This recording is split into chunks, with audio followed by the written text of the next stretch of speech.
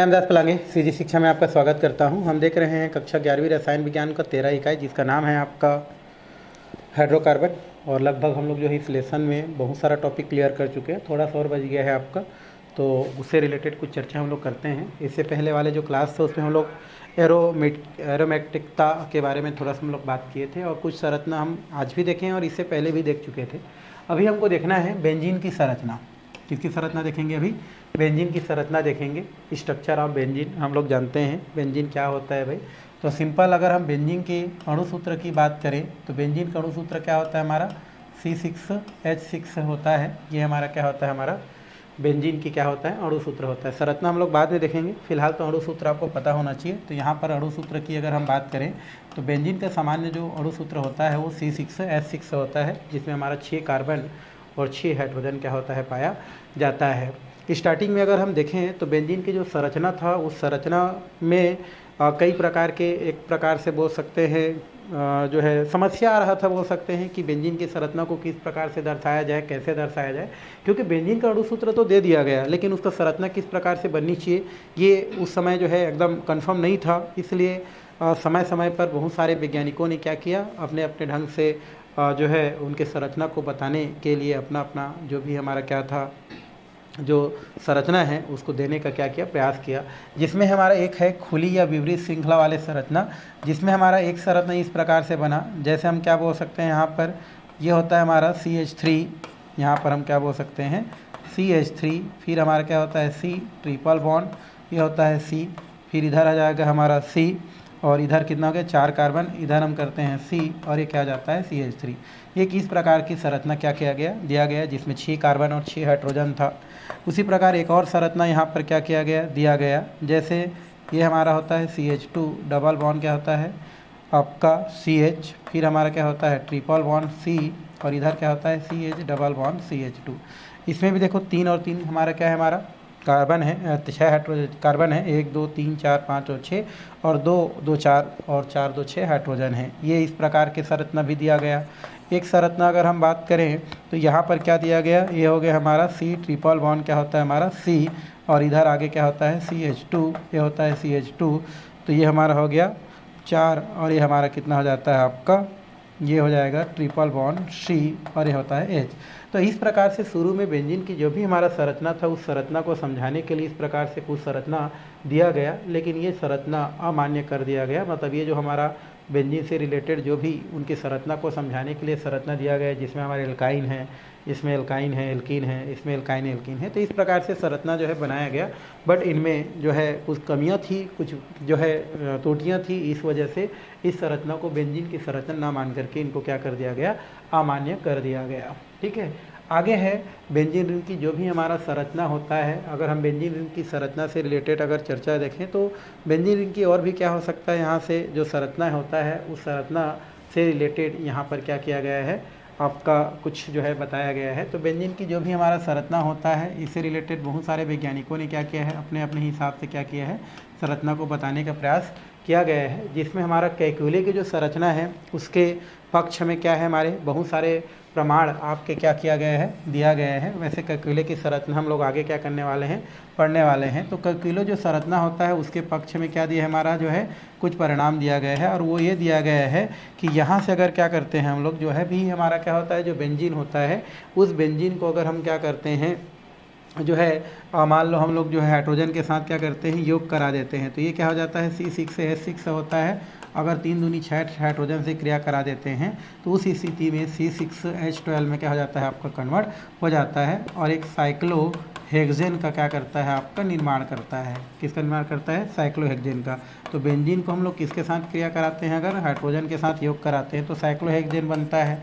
उसी प्रकार आप बोल सकते हैं कि यदि हम लोग C6H6 को अगर हम क्लोरीन के साथ क्या कर देते हैं, क्रिया करा देते हैं, तो उस स्थिति में C6H6Cl6 अर्थात BHC क्या होता है, हमारा प्राप्त होता है। तो कुछ इस प्रकार से पक्ष में प्रमाण है जिसको हमको उतना करने की ज़रूरत नहीं है।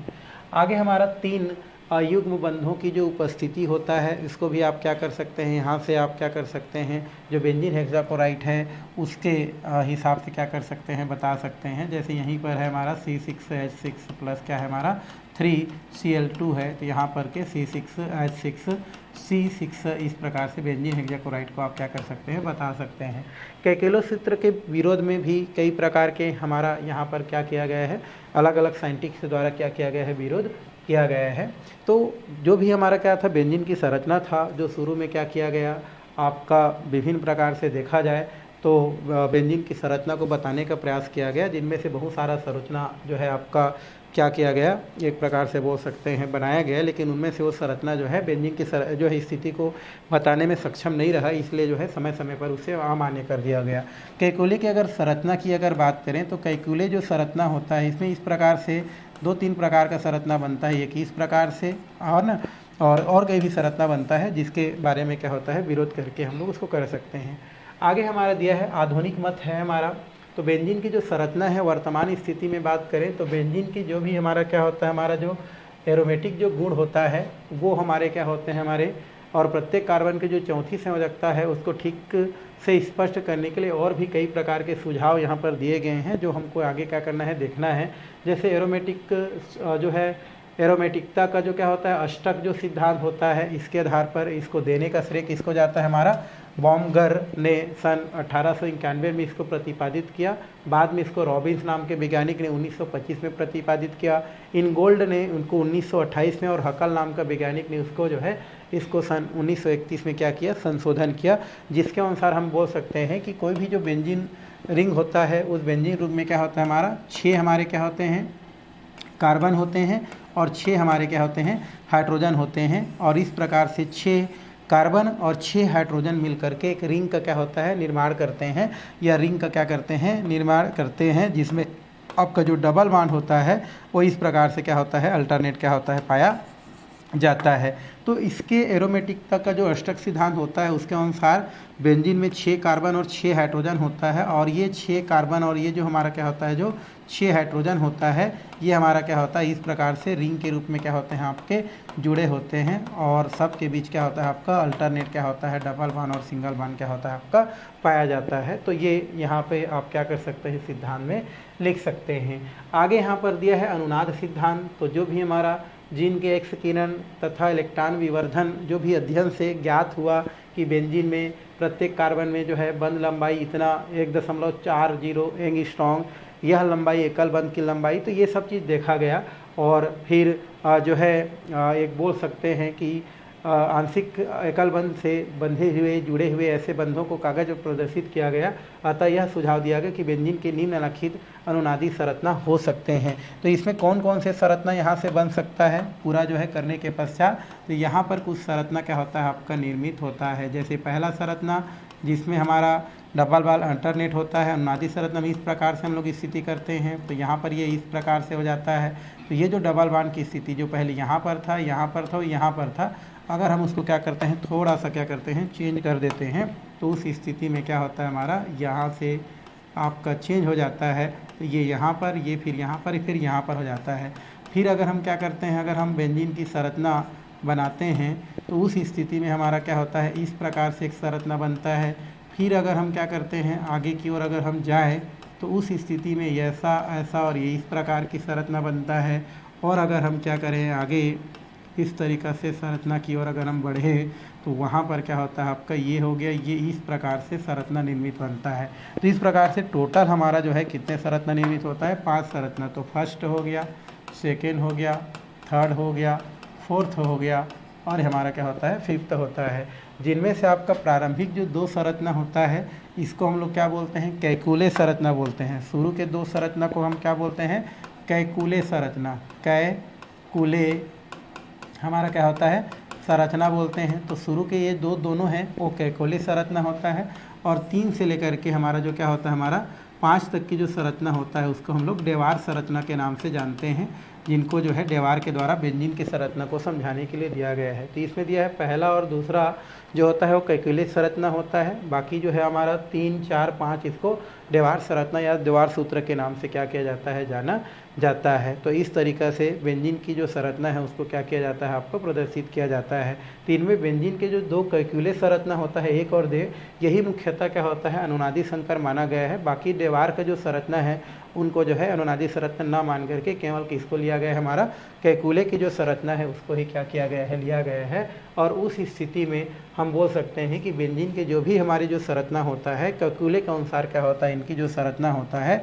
उनको ही यहाँ पर क्या किया जाता है, माना जाता है। जिसको इस प्रकार से, या तो इसी को क्या करते हैं हम लोग, दूसरा स्थिति जो होता है वो इस प्रकार से क्या किया जाता है, लिखा जाता है। नहीं तो इसको ओवरऑल हम क्या करते हैं, इस प्रकार से बेंजीन के रूप में क्या करते हैं, हम लोग लिखते हैं। मतलब यहाँ पर हम ये बोल सकते हैं कि जो भी हमारा क्या होता है, जो कैकुले के द्वारा, देवार के द्वारा जो भी संरचना क्या किया गया है, दिया गया है, उनमें से कैकुले संरचना को ही क्या किया गया है, बेंजीन के वास्तविक संरचना मान के इस प्रकार से उसको क्या किया जाता है, दर्शाया जाता है। यदि हम बेंजीन की संरचना की बात करें तो बेंजीन की जो संरचना होता है उसमें अगर हम देखें तो जो बेंजीन होता है उसकी अगर हम फार्मूला बात करें तो C6 कितना होता है, हमारा A6 होता है। और इसके कार्बन पर अगर हम इस प्रकार से कैकुले के अनुसार देखें तो इसमें अल्टरनेट डबल बॉन्ड और सिंगल बॉन्ड पाया जाता है।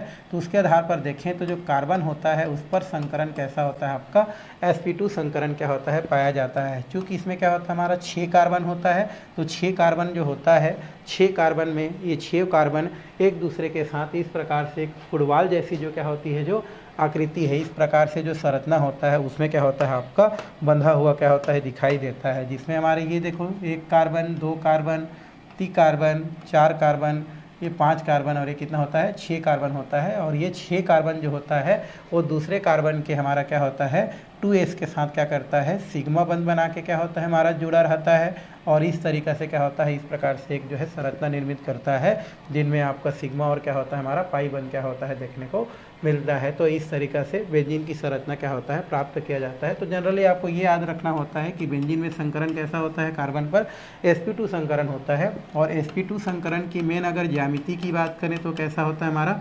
त्रिकोणी है ना, समतली होता है। त्रिकोणी समतली क्या बनाता है, संरचना बनाता है। और अगर बॉन्ड एंगल की बात करें तो 120 अंश का होता है। लेकिन सब हमारा जुड़े रहता है तो संरचना कुछ इस प्रकार का क्या होता है, दिखाई देता है, या इस प्रकार से क्या होता है, दिखाई देता है। तो ये सब करने की हमको ज़्यादा ज़रूरत नहीं है, बस इतना ही है और ये हम यहाँ से कर सकते हैं। आगे अगर हम बात करें थोड़ा सा तो यहाँ पर क्या होता है, हमारा एरोमेटिकता की बात करें, एरोमेटिक गुण की बात करें तो ये बहुत ही व्यापक पद है, व्यापक टर्म है। क्योंकि इसका जो अर्थ है एरोमेटिकता का स्वभाव या एरोमेटिक गुण की अगर हम बात करें तो वास्तव में बेंजीन के गुण धर्म को ही हम क्या बोलते हैं, एरोमेटिकता गुण कहा जाता है। मान लो आपको क्वेश्चन कर दे एरोमेटिकता का गुण क्या होता है तो बोल सकते हैं, क्योंकि एरोमेटिक में मेन यौगिक हमारा क्या होता है, बेंजीन होता है। तो बेंजीन का जो भी गुण धर्म होता है वही हमारा क्या कहलाता है, आपका एरोमेटिक गुण कहलाता है, एरोमेटिकता कहते हैं। और अभी तक जो भी एरोमेटिक यौगिक जो हुआ है उन यौगिकों को बेंजीनाइट के रूप में ही क्या किया जाता है, परिभाषित किया जाता है। परंतु अनेक ऐसे कार्बनिक यौगिक हैं जिसमें बेंजीन वाले नहीं पाए जाते हैं, इनके गुण भी बेंजीन के भांति हैं, तो इसको हम लोग क्या होते हैं, एरोमेटिक बोलते हैं। तो आपको मेन क्या जानना है, एरोमेटिक गुण क्या होता है, तो बेंजीन का जो गुण होता है वही हमारा क्या होता है, हमारा एरोमेटिक गुण कहलाता है। और यहाँ पर थोड़ा सा एरोमेटिकता की परिभाषा दिया गया है कि बेंजीन और उनके व्युत्पन्न के कुछ क्या होते हैं, विशिष्ट गुण पाए जाते हैं। बेंजीन हो गया और बेंजीन जैसे हमारे उसके व्युत्पन्न होते हैं उनमें कुछ विशिष्ट गुण पाए जाते हैं और वही आपके क्या कहलाते हैं, एरोमेटिक गुण कहलाते हैं। तो एरोमेटिक गुण क्या होता है, ऐसा अगर क्वेश्चन करता है तो आप क्या कर सकते हैं, बता सकते हैं कि जो भी हमारा क्या होता है, बेंजीन का जो गुण होता है या उनके व्युत्पन्नों का जो गुण होता है वही हमारा क्या कहलाता है, एरोमेटिक क्या कहलाता है, गुण कहलाता है। और कुछ कार्बनिक पदार्थ है ना, बेंजीन और इनके व्युत्पन्न के समान रासायनिक गुणधर्म वाले भी होते हैं, बेंजीन के समान गुणधर्म प्रदर्शित करते हैं। तो इन यौगिकों के विशेष क्रियाएं एरोमेटिकता के नाम से जानी जाती है। और यहाँ पर एरोमेटिक यौगिकों से रिलेटेड कुछ गुण क्या किया गया है, आपका दिया गया है, जिसको आप कर सकते हैं। जैसे एरोमेटिक यौगिक जो है चक्री होते हैं, चक्र मतलब रिंग के रूप में होते हैं, समतली प्लेनर के रूप में होते हैं, वलय में एक या अधिक क्या होते हैं, द्विबंध पाए जाते हैं, त्रिबंध नहीं पाए जाते हैं। बेंजीन वलय में क्या पाए जाते हैं, एक से अधिक द्विबंध पाए जाते हैं।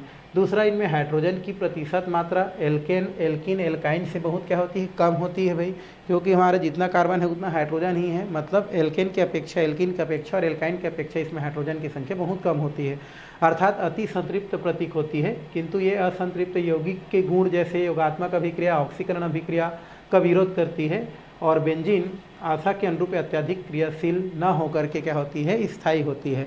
जैसे एल्किन ज़्यादा क्रियाशील था, एल्काइन ज़्यादा क्रियाशील था, तो बेंजीन में भी डबल बॉन्ड है तो उनका भी क्रियाशीलता जो है ज़्यादा होनी चाहिए, बट बेंजीन कैसा होता है, हमारा कम क्रियाशील होता है, स्थायी होता है। तीसरा, इनमें योगात्मक क्रियाओं के स्थान पर प्रतिस्थापन अभिक्रिया क्या होती है, पाई जाती है। मतलब हमारा जो क्या होता है, जो क्या बोलते हैं, जो बेंजीन होता है इसमें योगात्मक अभिक्रिया ना होकर के क्या पाई जाती है, प्रतिस्थापन अभिक्रिया आपको देखने को मिलती है।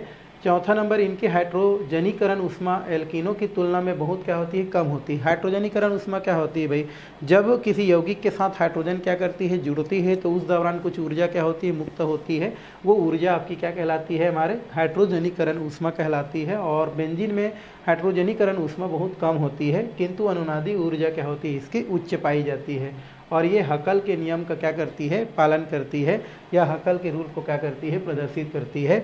यहाँ पर जो भी एरोमेटिकता का जो गुण दिया गया है, एरोमेटिकता के संबंध में जो जानकारी दिया है, हकल के नियम के प्रस्तुत की जा सकती है।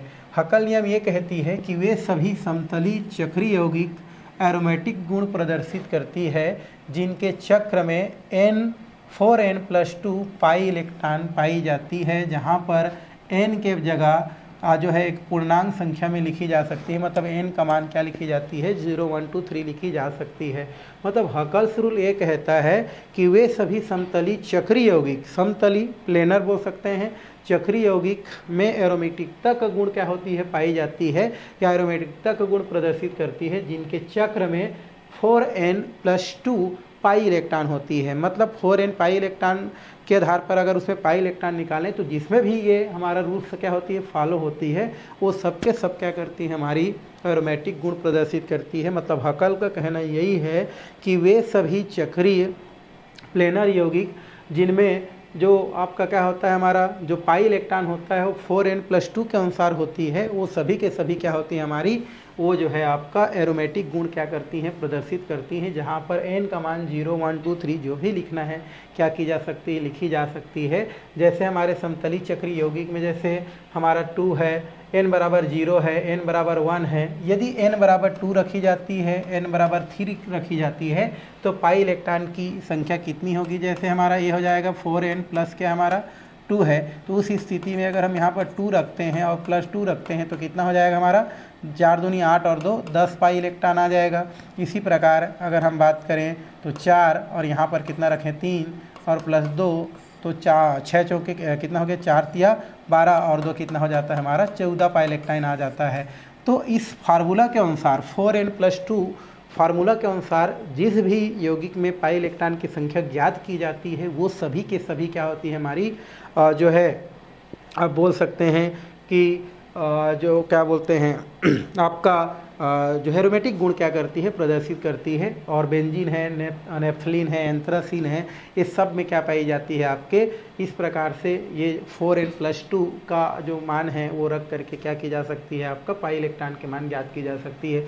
तो हकस रूल भी आपसे पूछी जा सकती है। हकस रूल क्या होती है, तो हकस रूल ये कहती है कि वे सभी समतली चक्रीय यौगिक जो है चक्रीय यौगिक एरोमेटिक गुण प्रदर्शित करती है जो 4n+2 के अनुसार क्या करती है, पाई इलेक्ट्रॉन क्या करती है, संख्या को प्रदर्शित करती है। तो वो हमारे जितने भी हमारे यौगिक जो उस रूल को फॉलो करती है वो सब के सब एरोमेटिक यौगिक की गुण को क्या करती है, प्रदर्शित करती है। तो इस तरीक़ा से इसको क्या की जा सकती है, बताई जा सकती है, की जा सकती है। ठीक है, तो ये हो गया हमारा उससे रिलेटेड बातें।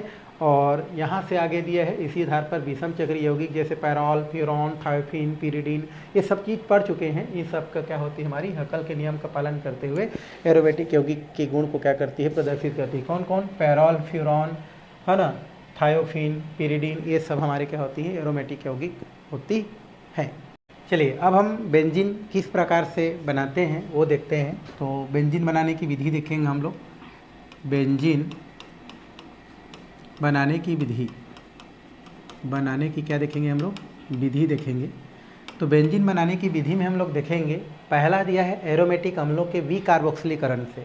पहला हमारा क्या है, एरोमेटिक जो भी अम्ल होता है उसके विकार्बोक्सिलीकरण से।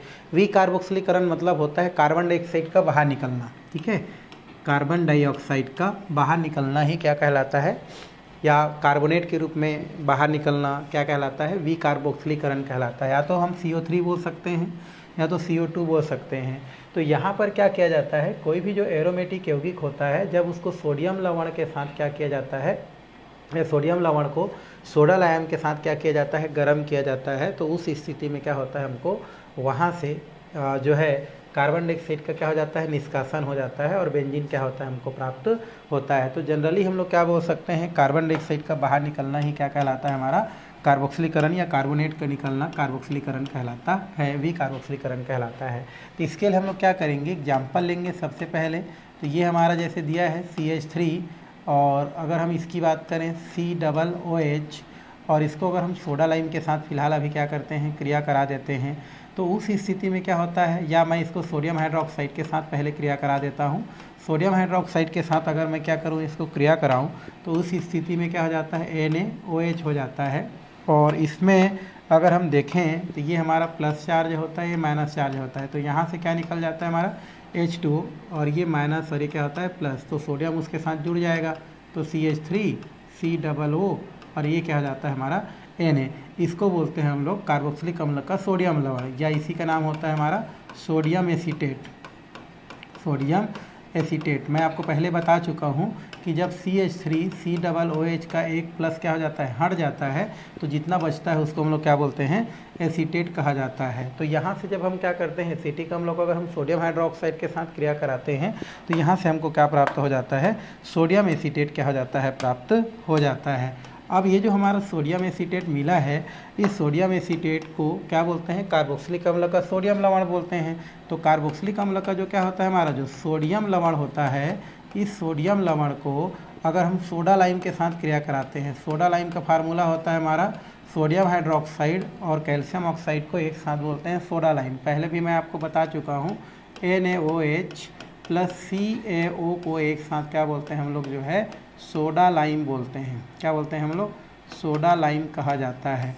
तो सोडा लाइम के साथ जब इसको क्रिया कराते हैं, तो उस स्थिति में क्या होता है, ये हम लोग लिख देते हैं सोडा लाइम, सोडा लाइम होता है। तो इसके साथ क्रिया कराएंगे, तो यहाँ से आपका क्या बनता है, यहाँ से आपका ऐसा करके क्या हो जाता है, हमारा यहाँ से अगर निकल जाता है। बट यहाँ पर एसिटिक हम लोग अम्ल लेंगे, क्योंकि बेंजीन बना रहे हैं, तो बेंजीन बनाएंगे मतलब क्या लेना पड़ेगा, यहाँ पर बेंजोएट लेना पड़ेगा। क्या लेना पड़ेगा, बेंजोएट। तो इसको हम लोग फिर से करते हैं, तो यहाँ पर क्या हो जाएगा, एग्जाम्पल यहाँ पर लेंगे तो C6H5COOH लेंगे, बेंजोइक अम्ल बोलते हैं इसका नाम, बेंजो क्या होता है हमारा, ईक अम्ल बोलते हैं। अब इस बेंजोइक अम्ल को अगर हम क्या करते हैं, सोडियम हाइड्रोक्साइड के साथ क्या करते हैं, क्रिया करा देते हैं, तो उस स्थिति में यहाँ से आपका क्या प्राप्त हो जाता है, प्लस, और ये हो जाता है माइनस। मतलब यहाँ से क्या निकल जाता है, हमारा H2O क्या हो जाता है, बाहर निकल जाता है। तो इस स्थिति में क्या हो जाएगा, हमारा C6H5 हो गया, हमारा C6H5 हो गया, और उसके बाद क्या हो जाएगा COO, और ये हो जाता है Na, और यहाँ से एक H2O निकल जाता है। इसका नाम होता है सोडियम बेंजोएट बोलते हैं। बेंजीन से बेंजोइक अम्ल से एक हाइड्रोजन निकल जाता है, तो उसको बोलते हैं बेंजोएट। क्या बोलते हैं इसका नाम, बेंजोएट।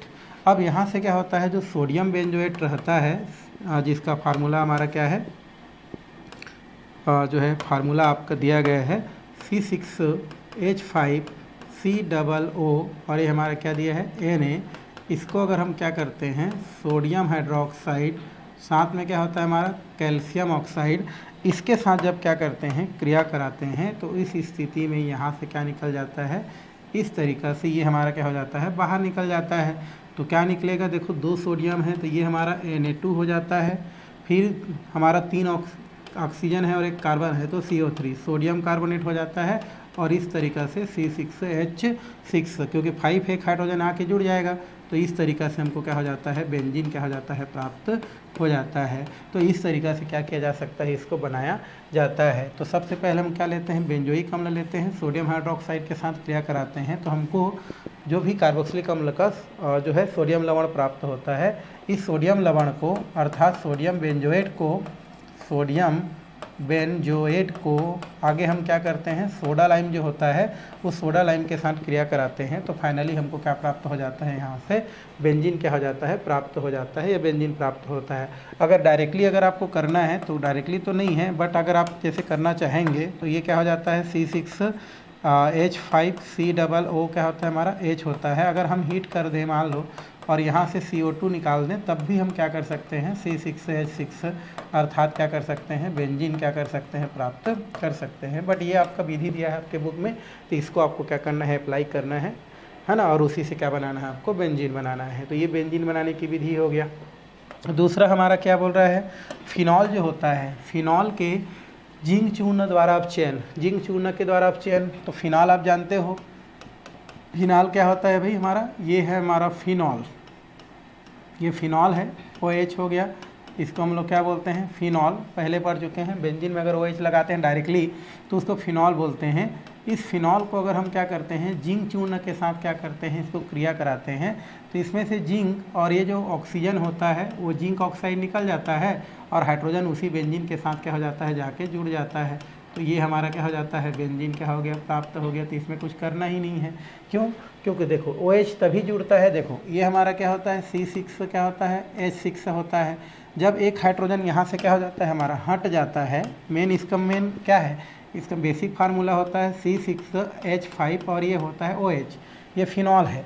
तो इसमें क्या होता है, C6H5 और OH है। अब इसको किसके साथ क्रिया कराते हैं, जिंक के साथ क्रिया कराते हैं ना, तो ZN क्या हो जाता है हमारा, O, जिंक ऑक्साइड बना लेता है, तो जिंक और ऑक्सीजन निकल गया, तो ये हाइड्रोजन उसी के साथ जाके क्या हो गया, जुड़ गया, तो ये हो जाता है C6H6, जिसको हम लोग क्या बोलते हैं, बेंजीन बोलते हैं। तो इस तरीक़ा से फिनॉल और जिंक चूर्ण को जो है क्या कर सकते हैं, अपचयन से क्या कर सकते हैं, यहाँ से आप जो है क्या कर सकते हैं, जो है फिनॉल प्राप्त कर सकते हैं, क्योंकि हाइड्रोजन जुड़ रहा है तो अपचयन हो जाएगा। और ऑक्सीजन किसके साथ निकल रहा है, ये जो हमारा जिंक के साथ निकल रहा है, क्योंकि अपचयन प्रक्रिया क्या होता है, जिसमें हाइड्रोजन जुड़ता है और ऑक्सीजन बाहर निकलता है, वो अपचयन कहलाता है। तो ऑक्सीजन निकल रहा है और हाइड्रोजन क्या है, बेंजीन के साथ जुड़ जा रहा है, तो इस तरीक़े से बेंजीन बन जाता है। क्योंकि C6H5 था, एक हाइड्रोजन जुड़ गया, एक ऑक्सीजन निकल गया, बेंजीन बन जाता है। तो इस तरीक़े से बेंजीन बनाया जा सकता है। आगे है डाईएजोनियम लवण से।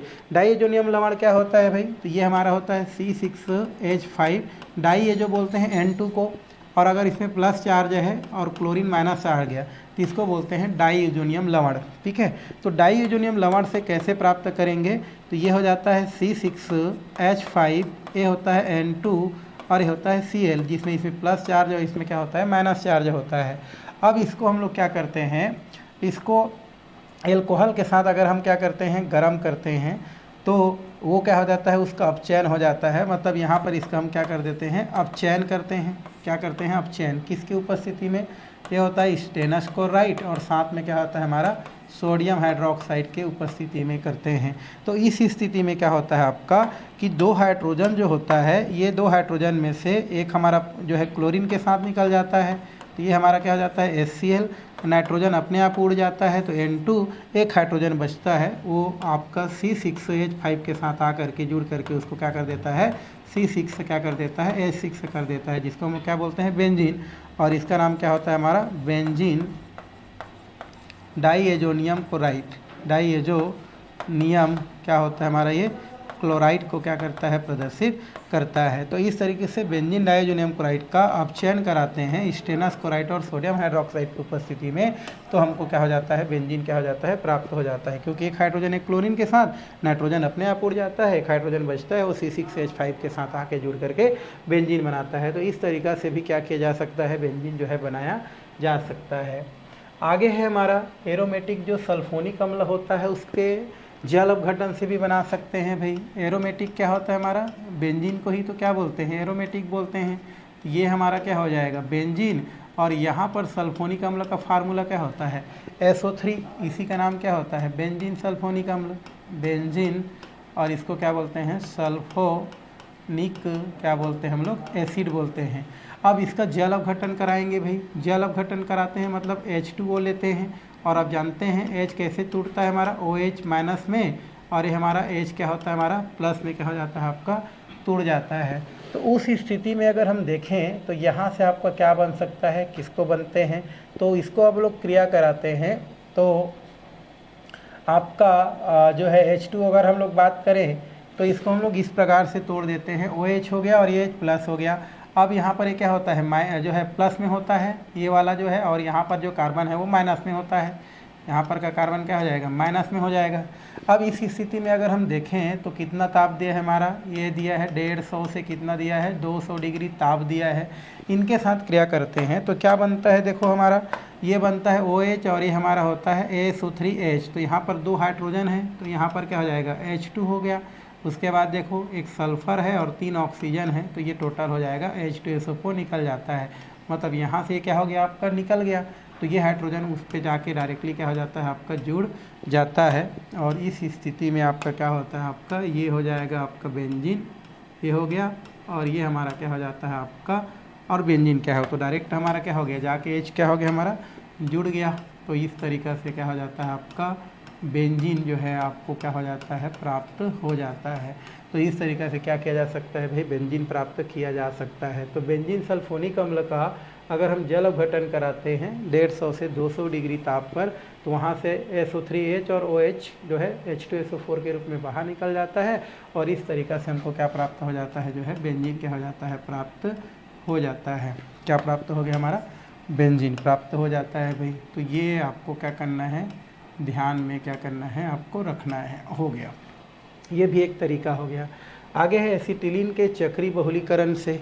आप एसिटिलीन का चक्री बहुलीकरण करा सकते हैं। एसिटिलीन किसको बोलते हैं भाई, ट्रिपल बॉन्ड वाला जो होता है हमारा CH, ट्रिपल बॉन्ड CH जो होता है, इसी को हम लोग एसिटिलीन या एथाइन भी बोलते हैं, एसिटिलीन भी कहा जाता है ना, टीलीन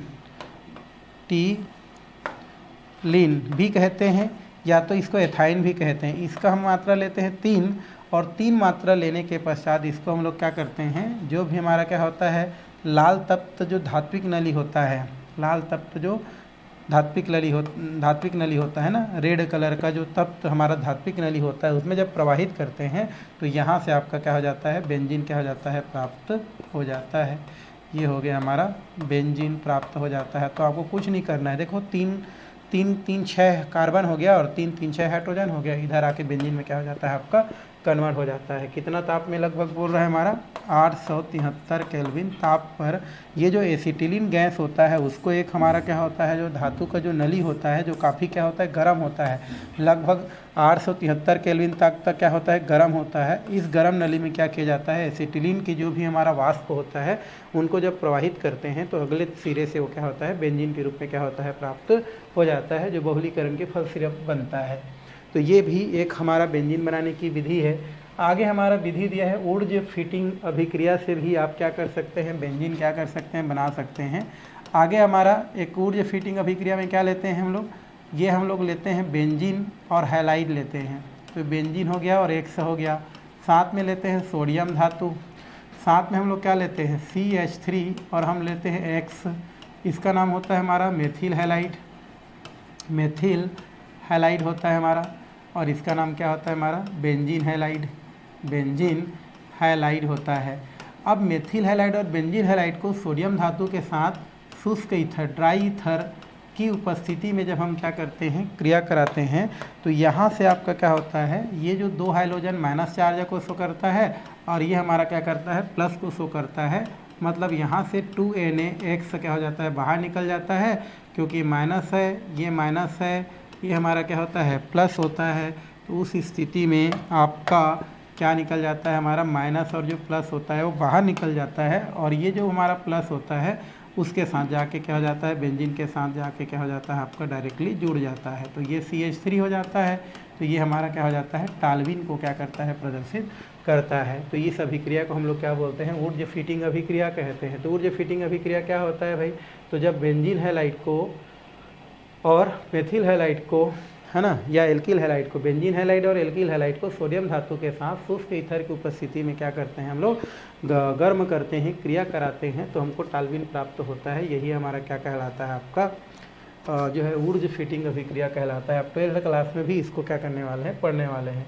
नेक्स्ट हमारा दिया गया है, वो हमारा कौन सा है भाई, ये दिया है हमारा एल्किल हैलाइड से एरिल मैग्नीशियम हैलाइड की अभिक्रिया के द्वारा।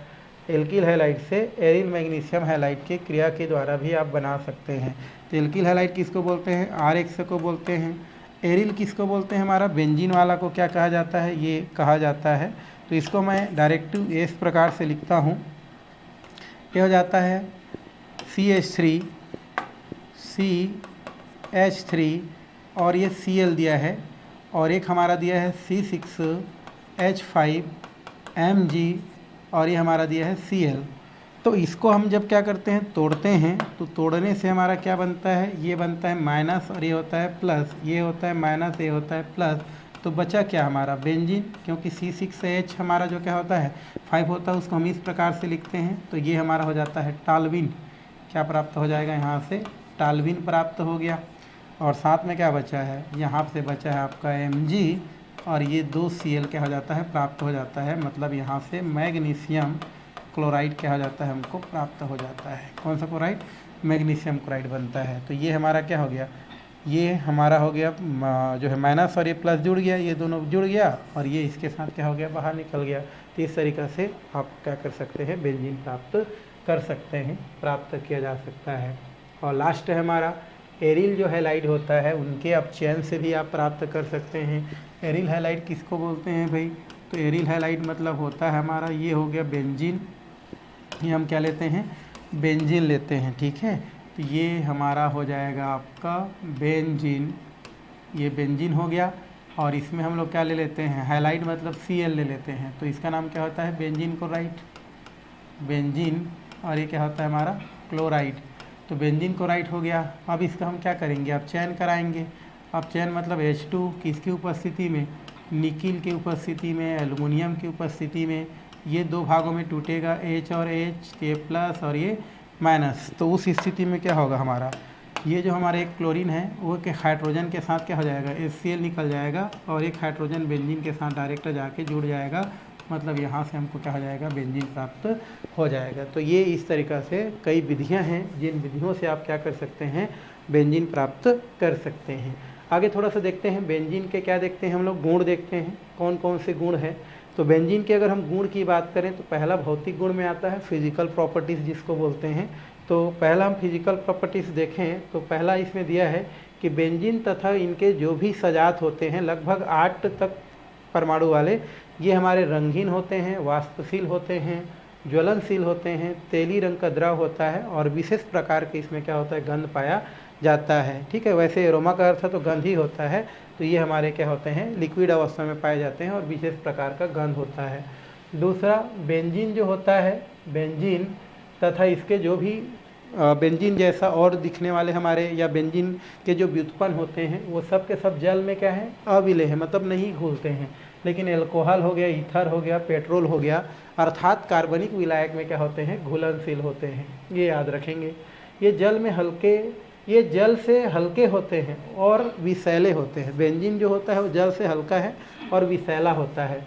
और नेक्स्ट नंबर, बेंजीन तथा इसके सजात के क्वथनांक में अणुभार में वृद्धि के साथ क्रमशः क्या होते जाता है, ये बढ़ते जाता है। अगर हम क्वथनांक की बात करेंगे तो जैसे जैसे बेंजीन का अणुभार बढ़ते जाता है वैसे वैसे इसके बॉइलिंग पॉइंट क्या होते जाता है, बढ़ते जाता है। जैसे BP 81 डिग्री, टाल्विन में 100 डिग्री, जाइलिन में 144। देखो एक सिंपल हमारा क्या था, बेंजीन था, तो इसका अणुभार क्या था हमारा, कम था।